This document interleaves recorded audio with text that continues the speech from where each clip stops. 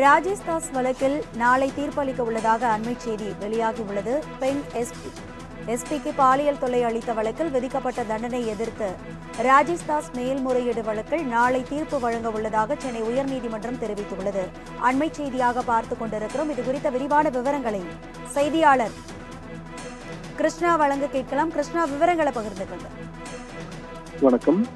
பெண் IPS அதிகாரிக்கு பாலியல் தொல்லை அளித்ததாக தொடரப்பட்ட வழக்கில் முன்னாள் சிறப்பு DGP ராஜேஷ் தாஸுக்கு 3 ஆண்டு சிறை தண்டனை வைத்து விழுப்புரம் குற்றவியல் நடுவர் நீதிமன்றம் கடந்த ஜூன் மாதம் 16ஆம் தேதி தீர்ப்பளித்துள்ளது.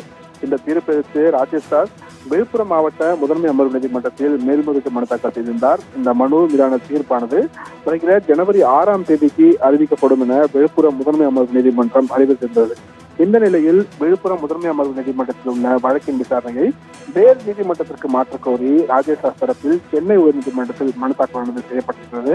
அந்த மனுவில் இந்த வழக்கு தொடர்பாக ஊடகங்களில் வெளியான செய்திகள் எதிர்மறை தாக்கத்தை ஏற்படுத்துவதாகவும் மாவட்ட முதன்மை அமர்வு நீதிமன்றத்தில் வாதிடுவதை தவிர்ப்பது போன்ற எண்ணம் முதன்மை அமர்வு நீதிபதி மனதில் ஏற்பட்டுள்ளதாக தெரிகிறது என்றும் குறிப்பிட்டிருக்கிறார். இந்த வழக்கு நீதிபதி ஆனந்த் வெங்கடேஷ் முன்பு இன்று விசாரணைக்கு வந்தபோது ராஜேஷ் தாஸ் தரப்பில் வாதங்களை முன்வைக்க அவகாசம் கேட்ட நிலையில் அமர்வு நீதிபதி தீர்ப்பு தள்ளி வைத்துள்ளதாகவும் அதனால் வழக்கை விழுப்புரம் முதன்மை அமர்வு நீதிமன்றம் விசாரித்ததால் தனக்கு நியாயம் கிடைக்காது என்பதால் விசாரணையை வேறு நீதிமன்றத்திற்கு மாற்ற வேண்டும், இந்த மனு மீது முடிவெடுக்கும் வரை விழுப்புரம் அமர்வு நீதிமன்ற விசாரணைக்கு தடை விதிக்க வேண்டும் என்றும் தரப்பில் வாதங்கள் வைக்கப்பட்டது.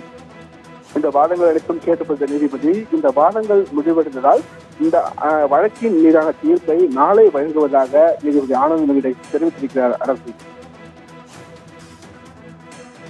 கிருஷ்ணா, உங்களுடைய விவரங்களுக்கு நன்றி.